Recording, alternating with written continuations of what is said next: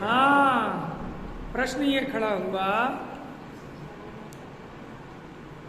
क्या कि कर्म का कर्ता और भोक्ता है अज्ञानी। ठीक है, अज्ञानी कर्म का कर्ता है भोक्ता है या आत्मा कर्म का कर्ता भोक्ता है? अज्ञानी, अज्ञानी। ठीक है, अच्छा चलो दूसरे तरह से पूछते हैं। ज्ञानी कर्म का कर्ता भोक्ता नहीं है। ठीक है, इस बात को हम ऐसे भी कह सकते हैं कि आत्मा कर्म का कर्ता भोक्ता नहीं है।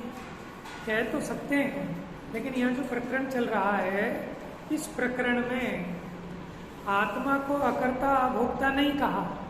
किसको कहा? ज्ञानी आत्मा को। किसको कहा? अंतर समझ में आ रहा है? क्योंकि जो अज्ञानी है उसकी मान्यता तो उल्टी है। वो अपनी मान्यता में तो कर्म का कर्ता भी बन रहा है और भोक्ता भी बन रहा है।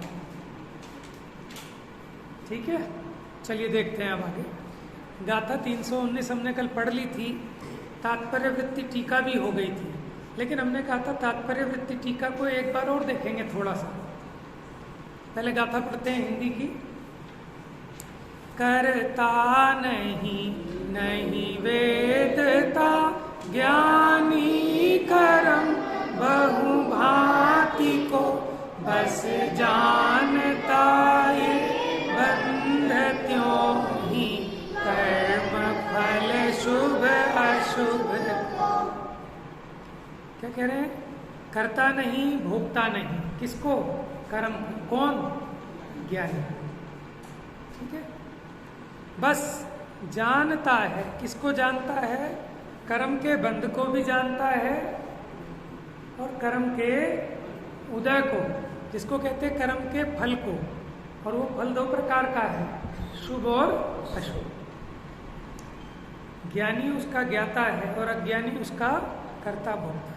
देखो तात्पर्य वृत्ति टीका।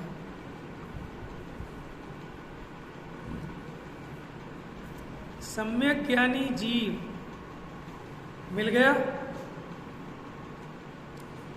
पेज नंबर 737, तात्पर्य वृत्ति टीका, गाथा 319 की। सम्यक ज्ञानी जीव त्रिगुप्ती पने के बल से, त्रिगुप्ती कल बता दी थी, नाम है मनोगुप्ती, वचन गुप्ती, काया गुप्ती। लेकिन मनोगुप्ती करने पे भी वही होता है, वचन गुप्ती, काया गुप्ती। ये तो मन वचन काया की तरफ से जो अपना उपयोग बाहर जाता था, ठीक है, उसको हमने कहा मनोगुप्ती, वचन गुप्ती, काया गुप्ती।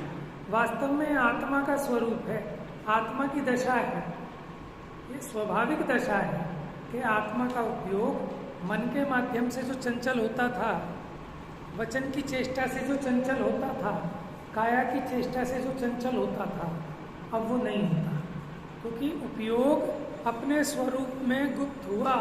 इसका नाम है गुप्ती।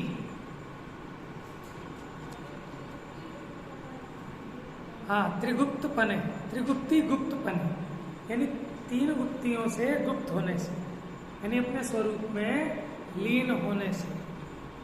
तो उसके बल से ख्याति, ख्याति समझते हैं ना बच्चे? क्या होता है बेटा ख्याति? क्या होता है ख्याति? ख्याति मैंने प्रसिद्धि, नाम, पॉपुलैरिटी, प्रेस्टिज, फेमस। हाँ, गुडविल, सही शब्द है गुडविल। गुडविल तो इंग्लिश में आ जाएगा नहीं। हाँ, हिंदी में ख्याति, प्रसिद्धि, सही शब्द है एग्जैक्ट गुडविल। ख्याति, पूजा, लाभ, दृष्ट, दृष्ट माने देखे हुए, श्रुत माने सुने हुए, अनुभूत माने अनुभव किए हुए। क्या है?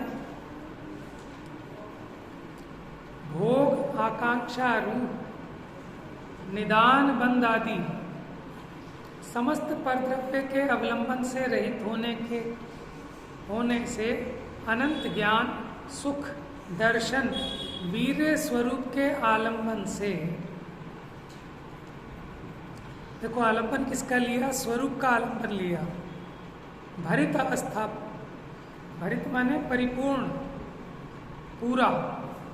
ऐसी निर्विकल्प समाधि में स्थित ज्ञानी बहुत प्रकार के ज्ञानावरणादि मूल तथा उत्तर प्रकृति भेद वाले कर्मों को निश्चय से न करता है और न तन्मय होकर भोगता है। एक शब्द दिया है यहाँ पर, तन्मय। तन्मय का मतलब क्या होता है? स्वरूप होगा। अज्ञानी तो जिसको जानता है वहाँ तन्मय होकर जानने लगता है, ये भला है, ये बुरा है, ये मेरा है, इन्वॉल्व होता है उसमें। कल उदाहरण दिया था ना, किसका? गुमास्ता, मुनीम का, कैशियर का, कि वो करता हुआ भी नहीं करता।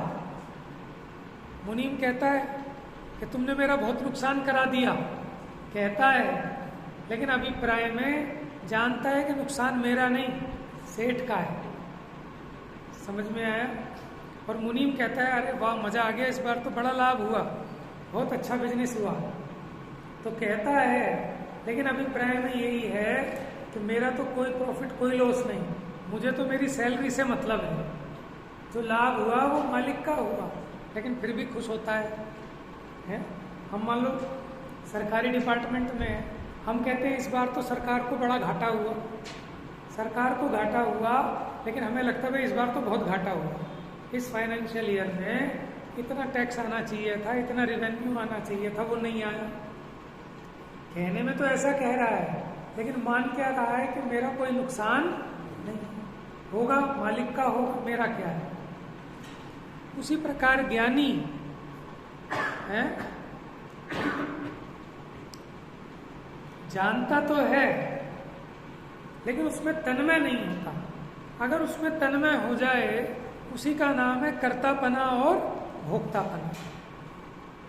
ठीक है, अंतर है दोनों में, तन्मय होकर और बिना तन्मय हुए। देखो सर्वज्ञ भगवान जगत के समस्त पदार्थों को जानते हैं, लेकिन उनमें तन्मय नहीं होते। हम और आप जिसे जानते हैं उसमें तन्मय हो जाते, इसलिए तो हम उनकी स्तुति करते हैं। सकल गे ज्ञायक तदपि निजानंद रसलीन, सो जिनेन्द्र जयवंत नित हरि रज रहस्य। ये समस्त ज्ञान को जानने पर भी निजानंद रसलीन, अपने में तन्मय रहते हैं, पर में तन्मय नहीं होते। देखो कैसे भगवान के ज्ञान में आ जाए कि ये मुझे गाली दे रहा है, तो भगवान को राग द्वेष होगा। लेकिन हमें ज्ञान में आ जाए, आप बैठे तो यहाँ पे हो, मन मन में गाली दे रहे हो, तो हमें राग द्वेष होगा क्या नहीं होगा? तो यानी हम जो जान रहे हैं, हमें कोई बता दे, अरे भाई साहब कैसी बात कर रहे हो, रमेश भाई उस दिन गाली दे रहे थे तुम्हारे लिए। अब हमें पता चले, अभी हमें नहीं पता सच है कि झूठ है, लेकिन इतना अब सुनने में आ जाए तो हम उसमें तन्मय हुए कि नहीं हुए जानने में, जाना ही तो है। लेकिन क्यों आपका मुंह उतर गया? और उन्होंने कहा रमेश भाई तो आपकी बड़ी तारीफ कर रहे थे। भाई साहब भाई बहुत बढ़िया बहुत बढ़िया, तो हम खुश हो जाएंगे। तो जाना कुछ मिल थोड़ी गया हमें, या कुछ छीन नहीं लिया हमारा, लेकिन हमने दोनों तरह से जो जाना, ये तन्मय होकर जाना ना। क्यों? बात समझ में आ रही है? तन्मय होकर जानना माने उसमें एकत्व, ममत्व, कर्तृत्व, भोक्तृत्व सहित जानना, मैं ही ऐसा हूं, इसका नाम है तन्मय होकर जानना। अच्छा, शीशे में आप अपना फोटो देखते हो, ठीक है, कैसे देखते हो? तन्मय होकर। तो अभी लिए आप रुक जाते हो, हटना नहीं चाहते, दूसरे आदमी को देखना होगा, वो हटाएगा, हटो भाई हमें भी देखने दो। तो क्या लीन हो जाते हो कि या तो आप खुश होने लगोगे या दुखी होने लगोगे। ठीक है, ये सुखी दुखी क्यों हुए? क्योंकि आपने मात्र जाना नहीं, आप उसमें तन्मय हो गए। ये जो रूप नजर आ रहा है शरीर का, ये आपका रूप नहीं है, लेकिन आप इसको जानकर यही मान रहे हो कि मैं ऐसा ही हूँ, ये मैं ही हूँ। इसका नाम है तन्मय होकर। तन्मय का मतलब होता है तत्मय, उस मई होकर। देखो, कोई गरीब व्यक्ति बहुत दुखी है, ठीक है, आपने उसकी हालत को जाना, उसकी दशा को जाना, आपको दुख होता है कि नहीं होता? उस बेचारे की दयनीय दशा को जानकर आपको दुख होता है ना? लेकिन कब होता है? कि जब आप तन्मय होकर जाने, ठीक है। और अगर तन्मय होकर नहीं जान रहे, आप जल्दी में हो, आपका दिमाग कहीं और है, आप अपने काम में लगे हुए, मन कहीं और है, तो भिखारी बेचारा बहुत दीनता हीनता भी करे तो भी आप उसमें तन्मय नहीं, दया नहीं आती।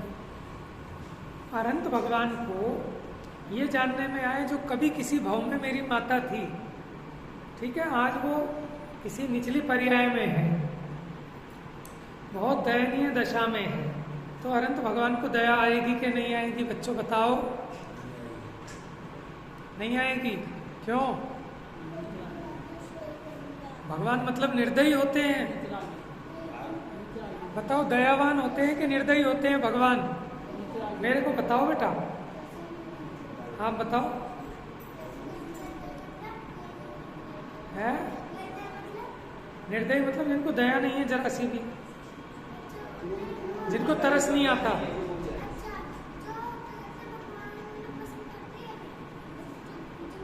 भगवान को किसी दुखी आदमी को देखकर तरस आएगा कि नहीं आएगा? आएगा। आप बताओ बेटा, भगवान अगर किसी बेचारे गरीब आदमी को देखें, दुखी प्राणी को देखें, ठीक है, ज्ञानांश रो रहा हो बहुत जोर जोर से, और भगवान के आगे कहे, भगवान मेरे को बहुत मारा आज मेरी मम्मी ने, तो भगवान को तरस आएगा कि नहीं आएगा? सोचो, बता। क्यों?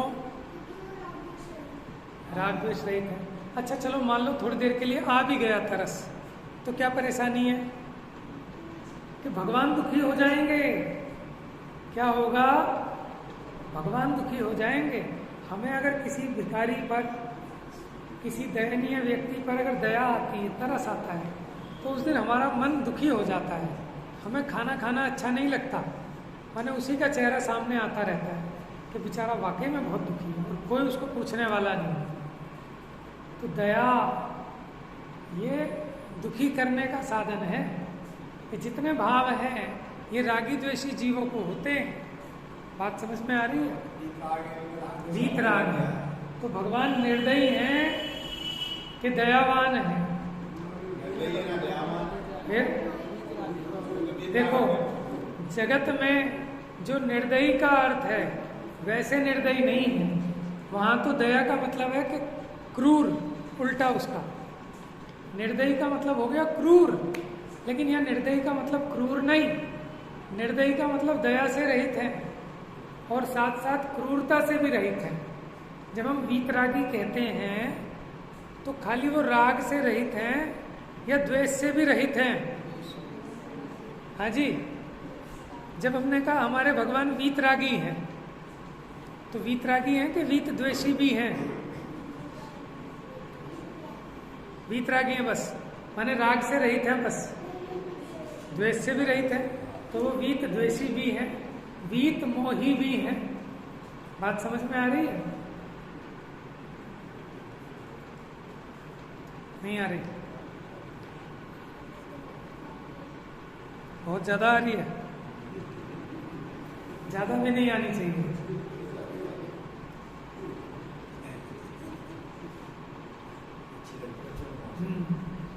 देखो, सोचने की बात है और बहुत गहरी बात है कि वास्तव में जिसे हम दया को धर्म कहते हैं, वो दया करने के भाव में भी मुझे दुख होता है, आकुलता होती है, खेद होता है। मुनिराज जंगल में है, अगर उन्हें सब पे दया आने लगे कि बेचारे हिरण को, कितना बच्चा था हिरण का, अभी हुआ था 2 दिन पहले, उसको आके झपट लिया किसने? शेर ने। ठीक है, अब अगर मुनिराज को उन पर दया आएगी नहीं आएगी उस 2 दिन के हिरण के बच्चे पर? देखो, कहना आसान है, सोचो जरा, इसको फील करो। अगर जो सब मतलब खाली इंसान ही एक बात हो, अगर ये आई तो उनको राग हो गया फिर उसको खाया उसको तेज हो जाएगा। तो मुनिराज के राग होता है कि नहीं होता है, पहले तो ये बताओ। नहीं होता है। नहीं होता, नहीं होता। तो फिर तो मुनिराज और अनंत देव में कोई अंतर ही नहीं रहा। अनंत के भी राग नहीं होता और मुनि के भी राग नहीं होता, तो फिर बीच के गुणस्थान ही गायब हो जाएंगे। नहीं, तो उनका जो राग होता है वो साल का है नहीं। हाँ जी, को दया तो मानती है, लेकिन उस तरीके की दया नहीं आती है। बहुत बढ़िया। देखो एक बात समझना है, नहीं है तो पूछ लेना आप। अच्छा भाई साहब एक बात बताएंगे, आप जैसे मुनिराज अपने ध्यान में विश्राम बैठे हैं तो सामने बिल्ली आई छुए तो तुम भागते निकल गए, तो अब आप उस समय क्या मुनिराज जी क्या देखेंगे, क्या करेंगे? अब यही बताता हूँ। अभी प्रश्न ये आया, अभी जो मैंने प्रश्न किया पहले उसको समझें। वही बात है कि 2 दिन का हिरन का बच्चा जिसे शेर ने अपने मुख में पकड़ लिया है, अब मुनिराज को दया नहीं आएगी तो हमें लगेगा मुनिराज कितने गंदे होंगे बताओ। उन्हें जरा भी तरस ही नहीं आ रहा। लौकिक में कोई ऐसा हो कि हमारे सामने एक्सीडेंट हो जाए और हम देखकर भी ना बचाएं और चुपचाप निकल जाएं, तो यही तो लगेगा तो कितने निर्दयी हैं, कितने गंदे हैं, जरा भी दया नहीं है। तो मुनिराज को दया नहीं है। अब सोचो जरा, मैंने प्रश्न पूछा आपसे कि मुनिराज को, अगर आप कहते हो कि मुनिराज को राग द्वेष नहीं है, तो 6, 7वें गुणस्थान में और 13वें गुणस्थान में अगर कोई अंतर नहीं बचा तो बीच के 8, 9, 10, 11 गुणस्थान तो बेकार होगा। फिर क्या जरूरत है कि मुनिराज को राग नहीं है? वो इसलिए कहते हैं कि 3 कषाय चौकड़ी चली गई। कौन कौन सी है? पहले अनंतानुबंधी, अप्रत्याख्यानावरण और प्रत्याख्यानावरण। तो इन 3 कषाय चौकड़ी संबंधी राग तो नहीं है, लेकिन संज्वलन कषाय तो है, तो उतना राग तो है। ठीक है। अब वो संज्वलन कषाय भी कभी मंद होती है, कभी तीव्र होती है। जब मंद होगी तो अपने स्वरूप में लीन होंगे, और जब वो थोड़ी तीव्र होगी तब उन्हें दया आएगी। किस पर? शेर पे आएगी कि हिरण के बच्चे पे आएगी?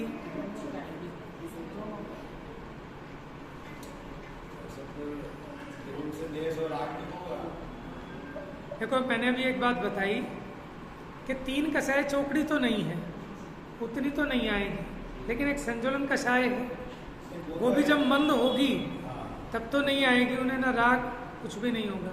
लेकिन जब वो संज्वलन कषाय तीव्र है, 6ठे गुण स्थान में है, उपयोग से बाहर है, तब तो दया आएगी, लेकिन ऐसी नहीं आएगी जैसी हमें आती है। अच्छा, किस पर आएगी? दोनों पर। क्यों आनी किस पे चाहिए? अच्छा, आपको किस पे आती दया? हिरण पे के शेर पे?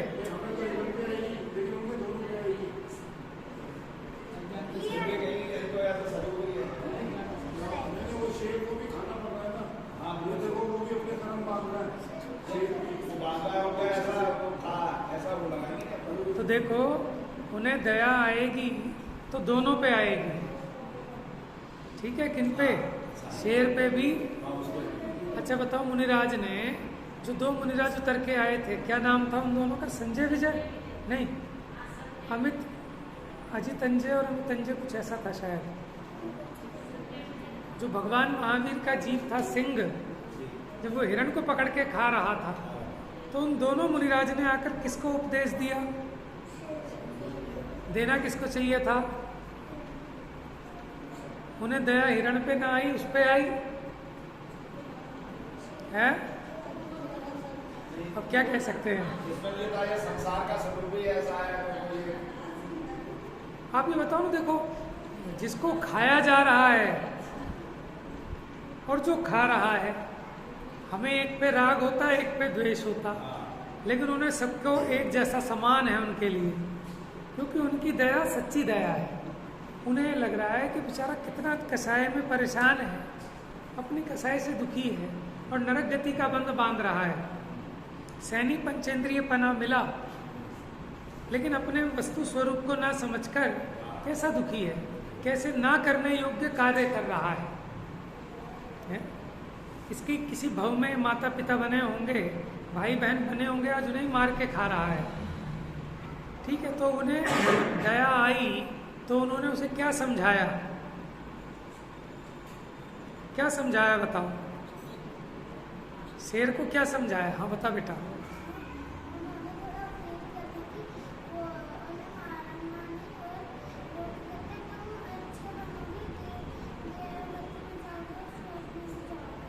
Very good. देखो एक छोटे से बच्चे ने क्या बताया कि देखो भैया ये गंदा काम होता है, तुम इसे मारो मत, तुम इसको छोड़ दो, ठीक है, तो तुम अच्छे बन जाओगे, और अच्छे बन जाओगे तो तुम नरक में नहीं जाओगे, स्वर्ग में जाओगे। बहुत बढ़िया। हाँ बेटा बता।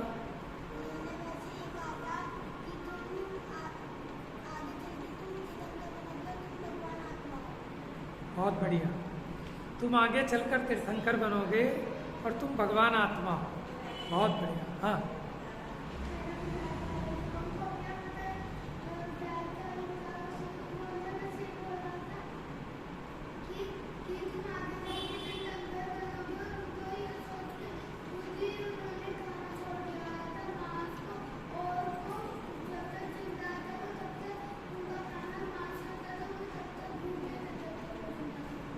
ठीक है, बहुत बढ़िया।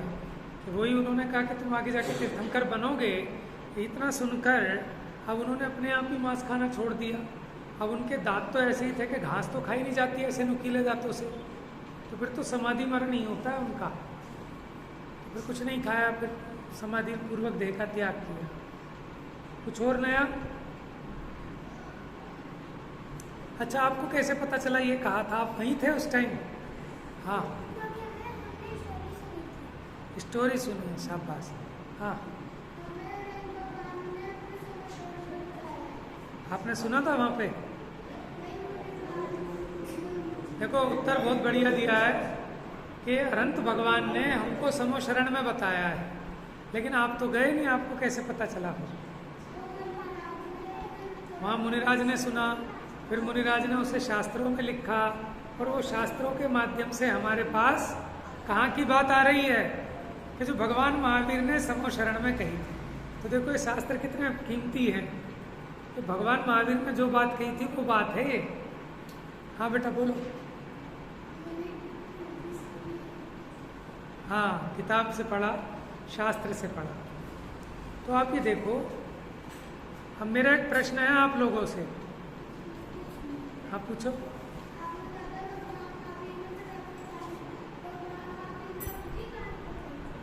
नहीं, देखो भगवान ऐसे कोई कहानी वानी नहीं सुनाते। भगवान की तो ऐसे ध्वनि गिरती है और सबको अपने अपने हिसाब से समझ में आती है। जिसके जो संशय होता है उसके संशय का निवारण हो जाता है। तो एक कहेगा आज मैं ये सुन के आया, दूसरा कहेगा मैं ये सुन के आया। समझ में आया? हाँ बोलो।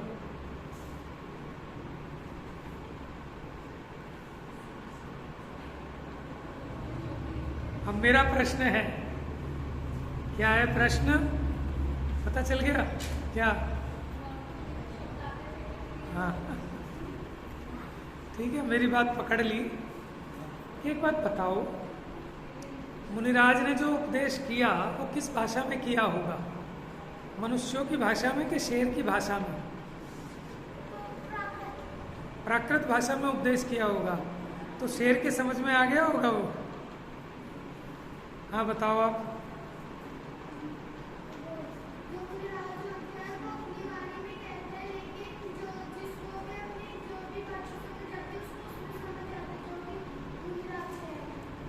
वो तो समोशरण का अतिशय होता है।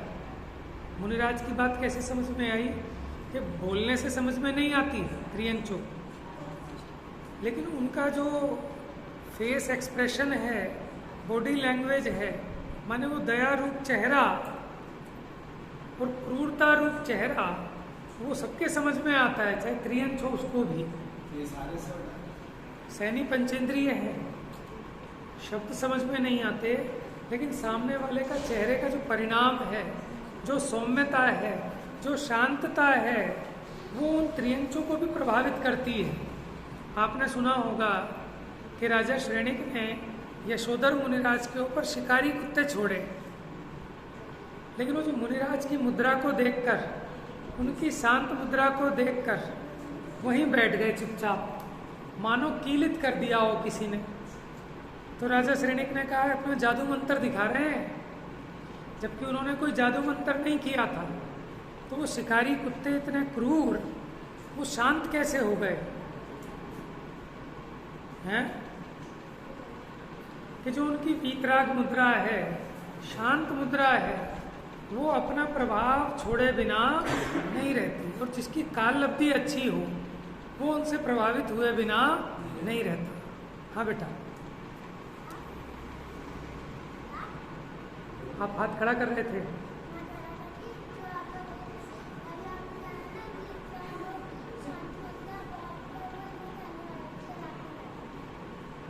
छवि वीतरागी शांत मुद्रा, दृष्टि आशा पे धरे। कोई नहीं, इनकी बड़ी बुलंद आवाज है बच्चों की, तो यहाँ शर्म करके धीरे बोल रहे हैं। जोर से बोला करो जैसे घर पे बोलते हो, ठीक है? आजादी मिल गई। चलिए अब बच्चे अब चुप हो जाओ, 5 मिनट हो गया, समझ में आ गया ना आपको? लेकिन ये बड़ों के भी काम की बात थी, ठीक है ना? बच्चों का तो बहाना है। यही होता है, हमारा प्रयोजन यही है कि आप लोगों को सबको पता चल जाए वो बात। तो बहुत सारी बातें आ गई, राग की, वीतराग की, गुणस्थान की, आरंत दशा में वाणी गिरती है तो कैसी गिरती है, मुनियों की वाणी कैसे उनको समझ में आती है।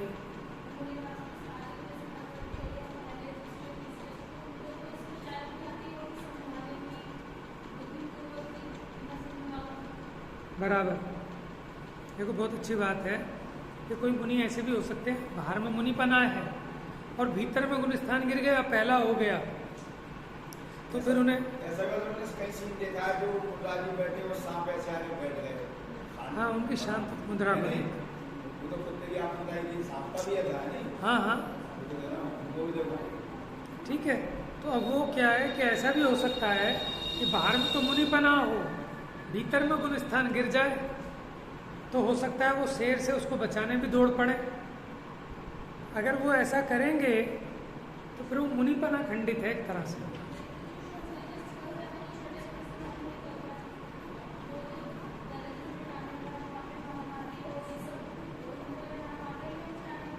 वो देखो बुद्धिपूर्वक नहीं निकलता, ठीक है, उतना वो भी संजुलन संबंधी तो आएगा, ठीक है, वो भी सबके नहीं आता कदाचित, लेकिन बुद्धिपूर्वक ऐसा उपाय करते नहीं। कोई सोच के थोड़ी निकलता है कि मेरे शुभ तेजस निकले ना, तब नहीं निकलेगा। ऐसा है ना, उनके उसके लिए चाहिए तीव्र कसाय। उतनी तीव्र कसाय नहीं है कि किसी को बचाने का उपक्रम करे। ठीक है, चलिए आगे बढ़ते हैं। कहाँ से आ गया था हमारे बीच में विषय?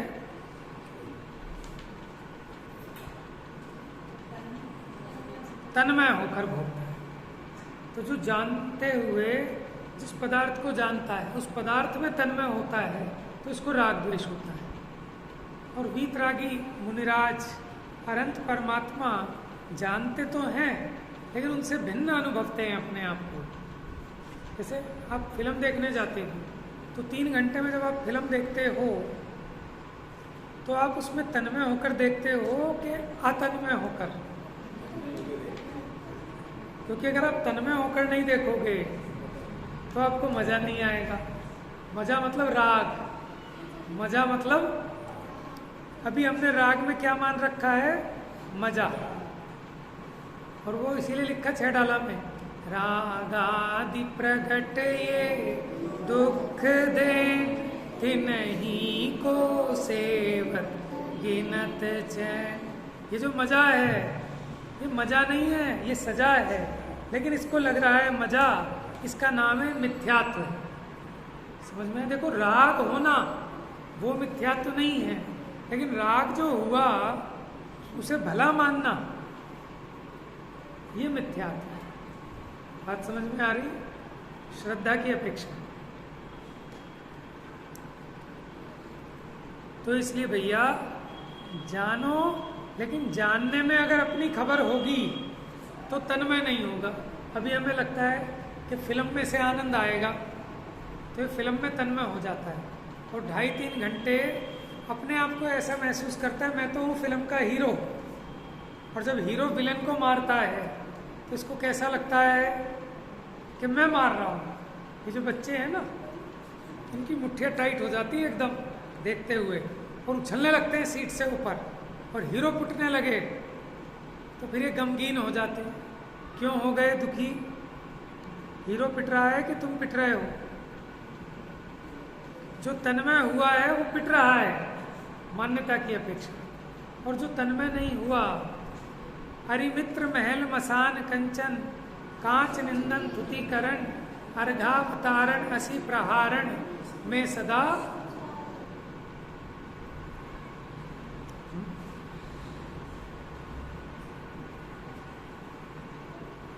तो इसलिए क्या करना अपने को, देखो जगत के सारे पदार्थ अपने ज्ञान में जानने में आते हैं, लेकिन वहाँ अगर भेद ज्ञान है कि ये मुझ रूप नहीं होते, मैं इन रूप नहीं होता, मेरा सुख दुख इन पदार्थों से नहीं आता, मैं इनका कर्ता भोक्ता नहीं होता, लेकिन अपनी अज्ञानता से मानता हूँ तो अपनी मान्यता के दुख को सहता हूँ। ठीक है, ऐसा भेद ज्ञान जिसको होता है वो जागृत प्रज्ञा छेनी वाला है, माने उसकी बुद्धि जागृत है, तो वैसे तन्मय नहीं होगा जैसे अज्ञानी होता है। जो मैं कहा था ना, भरत जी घर में ही वैरागी, कि वो भोग तो भोगते हैं लेकिन उनके अनंतानुबंधी कसाय नहीं है। तो जैसे अज्ञानी उसमें आसक्त होता है, तन्मय होता है, ऐसे ज्ञानी नहीं होते, इसलिए वैसे दुखी नहीं होते उसमें जैसे अज्ञानी होता है। तो ज्ञानी उसमें तन्मय होकर नहीं भोगता, तो फिर क्या करता है ज्ञानी?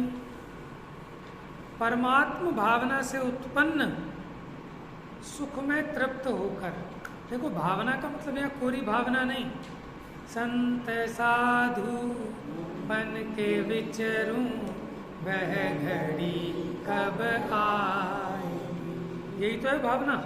इस भावना की बात नहीं है यहाँ पे। भावना शब्द भू धातु से बना है। किससे? बच्चे जरा ध्यान रखो, बड़े लोगों को जरूरत नहीं है ज़्यादा उसकी, आप तो अपनी प्रयोजनभूत बात समझो, लेकिन इन बच्चों को जरूरत है ये बात समझे, क्योंकि इनमें बुद्धि ज़्यादा है। भू, जो भावना शब्द है वो भू धातु से बना है, और भू का मतलब क्या होता है? होना।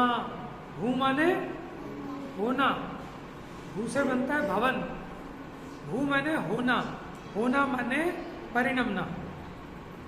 तो भावना का मतलब ये शुद्धात्म भावना माने शुद्धात्म रूप परिणमना, शुद्धात्मा रूप परिणमित होना, इसका नाम है शुद्धात्म भावना। समझ में? मैं भी शुद्ध हो जाऊं, मैं भी शुद्ध हो जाऊं, इस भावना की बात नहीं है। यहाँ क्या भावना? कि उस रूप परिणमित होना, वैसा अनुभव करना, वैसा मानना जानना, उसमें लीन होना। तो परमात्मा भावना से उत्पन्न जो सुख है, माने जब वीतराग भाव रूप परमात्मा भाव रूप परिणमित होता है तो उसको अतीन्द्रिय सुख प्रकट होता है। और वो अतीन्द्रिय सुख कैसा है? तृप्ति कारक है, तृप्तता देने वाला है। माने आपने खूब खाया लेकिन भूख ही नहीं मिटी, तो उस खाने का फायदा क्या? खाने का फायदा तो उसका है कि जरा सा खाया और तुरंत भूख मिट गई, तो हम कहेंगे बढ़िया भोजन है, ये तृप्ति देने वाला है। समझ में आया? तो ऐसे जो अतीन्द्रिय सुख है वो तृप्तिदायक है, और जो इंद्रिय सुख है वो कैसे है? कल बताया था, बताओ बच्चों। हाँ, तृप्ति तो ठीक है, एक शब्द बताया था, तृष्णा को बढ़ाने वाले अतृप्तिदायक हैं और तृष्णा को बढ़ाने वाले हैं इंद्रिय सुख, आकुलता रूप। लेकिन जो अतीन्द्रिय सुख है वो तृप्तिदायक है, तृष्णा को मेटने वाला है।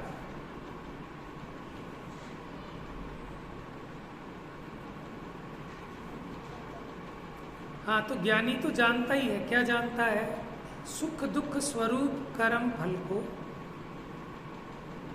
प्रकृति बंध आदि के भेद से होने वाले बंध को प्रकृति प्रदेश स्थिति अनुभाग माने ये कह रहे हैं कि कर्म को जानता है। कर्म को जानने का मतलब क्या कि कर्म के फल को भी जानता है, भोगता नहीं है, तन्मय होकर नहीं जानता। और जो कर्म का प्रकृति प्रदेश स्थिति अनुभाग ये जो बंध है 4 प्रकार का, उस बंध को भी जानता है। तथा सातावेदनीय शुभ आयु शुभ नाम शुभ गोत्र रूप पुण्य कर्म को और इनसे विपरीत असाता वेदनीय आदि रूप पाप कर्म को जानता है। जानता है कि वेदता है। ज्ञानी की बात चल रही है कि अज्ञानी की? हाँ जी, देख के बताओ गाथा में से किसकी बात है।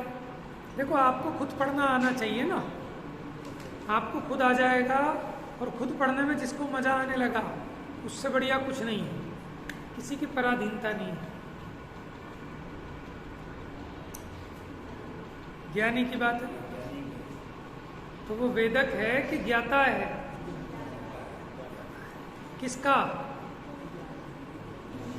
किसका ज्ञाता है भैया? किसका?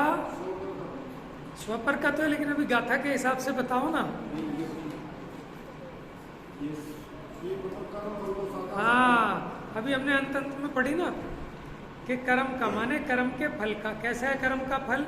शुभ रूप और अशुभ रूप। और किसका? कर्म के बंध का। कैसा है बंध? प्रकृति बंध, प्रदेश बंध, स्थिति बंध, अनुभाग बंध। उसका ज्ञाता मात्र है लेकिन उसका भोक्ता नहीं है। क्यों नहीं है? क्योंकि उसे अपनी खबर है। जिसने अपने को जाना उसी ने जाना कि ये मैं नहीं हूं। जिसे अपनी खबर नहीं है उसे ये भी खबर नहीं है कि ये मैं नहीं हूं। उसे कुछ पता ही नहीं है। बात समझ में आई? तो आज की इम्पोर्टेंट बात क्या रही फिर? किस नतीजे पे पहुंचे आज? ज्ञानी मात्र ज्ञाता है। और क्या बात थी? दूसरी बात यह है कि यहाँ ज्ञानी को ज्ञाता कहा है, सर्व आत्माओं को ज्ञाता नहीं कहा। जो ज्ञानी आत्मा है वो ज्ञाता, माने जो सम्यक ज्ञानी है। ज्ञानी तो सारे ही आत्मा है। कौन से ज्ञानी आत्मा की बात कह रहे हो? सम्यक ज्ञानी आत्मा की, जिसके मिथ्यात्व का अभाव हो गया, वो ज्ञाता है। किसका? कर्म का, कर्म के फल का, कर्म के बंध का। ठीक है, आत्मा ज्ञाता है, अभी वो बात नहीं है। अभी क्या बात है कि जो ज्ञानी है, जिसके मिथ्यात्व चला गया, जिसको आत्मज्ञान है, वही तो ज्ञाता रहेगा। जिसको आत्मज्ञान नहीं है वो ज्ञाता नहीं रहता, वो कर्ता हो जाता है, भोक्ता हो जाता है। बात समझ में आ रही? तो हमें ज्ञानी होना है कि अज्ञानी रहना है? या ज्ञानी है? अब देखो 3 बातें हैं हमारे पास। नंबर 1, मैं ज्ञानी हूँ। हाँ, अब अपेक्षा देखो क्या लगाना कि वक्ता की माने विषय जो चल रहा है, जो विषय मुख्य है, आप उसके हिसाब से जवाब दो, नहीं तो कुछ जवाब ही नहीं दे पाओगे। तो जो अभी अपना विषय चल रहा है, अब ये बात मुझे पता है कि सबको पक गई है अच्छे से कि हम जो भी कथन करते हैं वो एक अपेक्षा से होता है। और ये बहुत अच्छी बात है कि हमारे हृदय में अनेकांत रच पच जाए। हम जब भी किसी बात को समझें उतनी बात को ही सर्वांग रूप से सर्वथा सत्य ना माने। हम ये समझे कि ये सापेक्षिक सत्य है, ये किसी पॉइंट ऑफ व्यू से सत्य है, सर्वथा नहीं है। क्योंकि ये एक विवक्षा है, अन्य दूसरी विवक्षा भी हो सकती है और उस विवक्षा से वो सही हो सकता है। समझ में आया? माने एक माँ के 2 बेटे, एक पढ़ाई में नंबर 1 और खेल में फिसड्डी, और एक खेल में नंबर 1 जो कि चैंपियन है, बिल्कुल खिलाड़ी है फुटबॉल का, गोल्ड मेडल लेके आता है। तो बताओ कौन अच्छा दोनों में से? अपेक्षा बताओ पहले। समझ में? जब स्कूल में जाके पूछोगे कि बताओ जी इस बच्चे की कैसी कितने नंबर आए, तो कौन सा अच्छा है दोनों बच्चों में से? पढ़ने वाला है, जो पढ़ाई में 100 में से 100 लाया है, खेल वाला और उस समय खेलने वाला बेकार है। जब आप अवार्ड लेने के लिए स्टेज पे जाएंगे, स्पोर्ट्स क्लब में जाएंगे, तो वहां पूछा जाए कौन अच्छा है, खेल वाला तो खेलने वाला अच्छा है। समझ गए ना? तो विवक्षा के हिसाब से है। तो आप कहोगे कि पहले झूठ बोल रहे थे कि नहीं, वो भी झूठ नहीं था, वो भी सत्य था, तो ये भी सत्य है। ठीक है, तो अब इस गाथा के हिसाब से बताओ अपेक्षा। क्या प्रश्न पूछा था आपने? कहा ना विवक्षा हो सकती है, ये भी और वो भी है। प्रश्न ही भूल गए? हाँ, क्या था प्रश्न? क्या था जिसकी अपेक्षा बताई थी? हाँ, एक तो मैं ज्ञानी हूं, इसके हिसाब से बताओ जो प्रकरण चल रहा है। बोलो जल्दी। मैं ज्ञानी हूं। दूसरा, मुझे ज्ञानी होना है। एक तो ये कि मैं ज्ञानी हूं, दूसरा ये कि मुझे ज्ञानी होना है, और तीसरा ये कि मैं आज तक कभी अज्ञानी हुआ ही नहीं। बताओ तीनों में से कौन सी चूज करोगे? बहुत बढ़िया। आप बताओ भैया, आप महेश भैया, नहीं नरेश भैया, बताओ। देखो फिर से बताता हूँ, इस गाथा की घबराना बिल्कुल नहीं होता। यही जब एकदम पूछा जाता है तो घबराहट हो जाती है, हमें भी हो जाती है। जब हम वहाँ बैठे हों तो कोई वक्ता पूछ ले एकदम, तो हम भी घबरा जाते हैं। हाँ, ठीक है। तो हमने क्या पूछा, अभी जो अपनी गाथा चली, अब किस नतीजे पे पहुंचे हम? कि पहला नतीजा तो ये है कि मैं ज्ञानी हूँ, ठीक है। दूसरा ये कि मुझे ज्ञानी होना है। तीसरा ये कि मैं आज तक अज्ञानी हुआ ही नहीं। चलो रमेश भैया का जवाब आ गया कि मैं आज तक कभी अज्ञानी हुआ ही। बहुत बढ़िया। आप बताओ भैया। दूसरा है आपका कि मुझे ज्ञानी होना है। पहला था कि मैं ज्ञानी हूँ। नहीं, आपको इसके हिसाब से बताना जो गाथा चली है। और दूसरा मुझे ज्ञानी होना है। ठीक है, बताओ भाई। जब मैं मानूंगा कि मैं कर्म का करता नहीं हूँ, उसी दिन से मैं ज्ञानी हो जाऊंगा। अभी तो मैं अज्ञानी हूँ, लेकिन जब से मानने लगूंगा तभी से मैं ज्ञानी। बहुत बढ़िया। तो यानी दूसरा ऑप्शन कि मुझे ज्ञानी होना है। समझ में आया ना? हाँ जी भाई साहब, बिल्कुल ठीक। हाँ भैया, महेश भैया।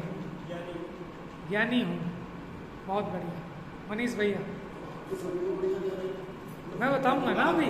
देखो सब अपनी अपनी विवक्षा से कह रहे हैं, तो इसलिए विवक्षा सारी ठीक है।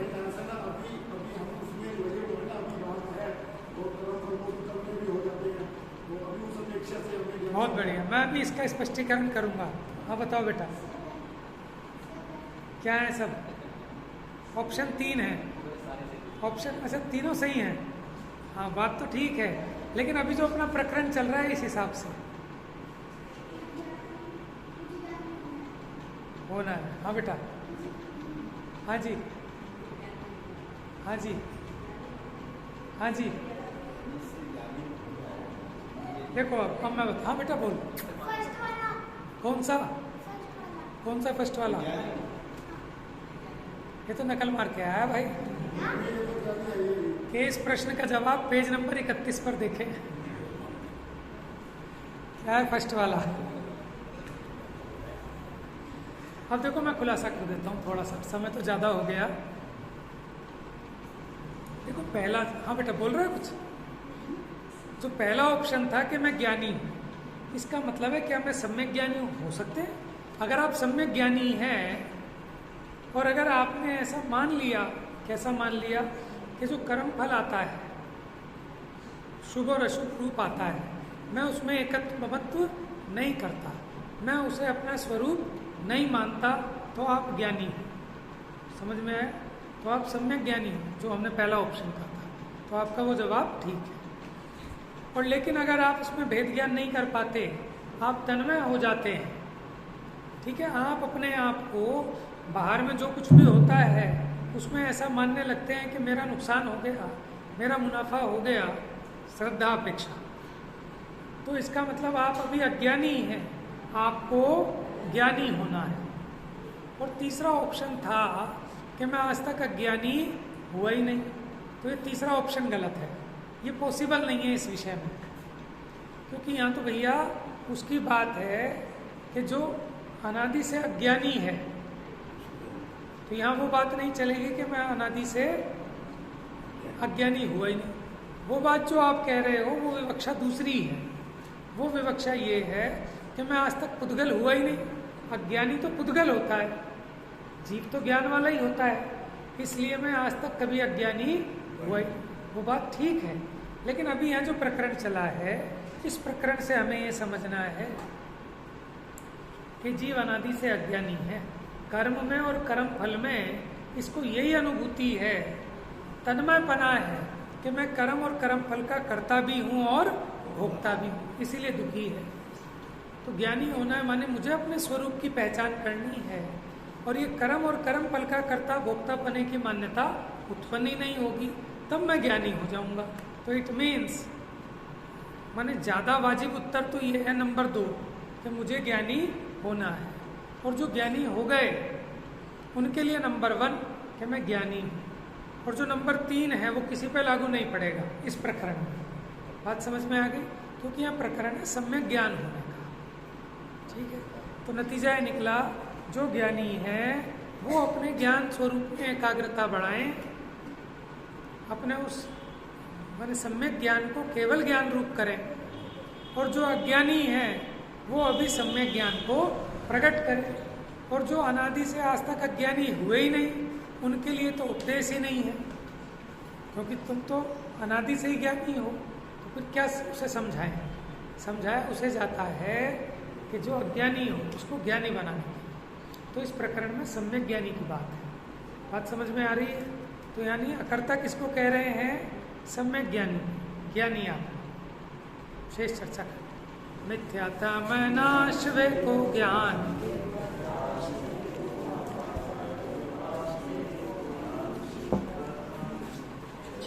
द्रव्य जान वे को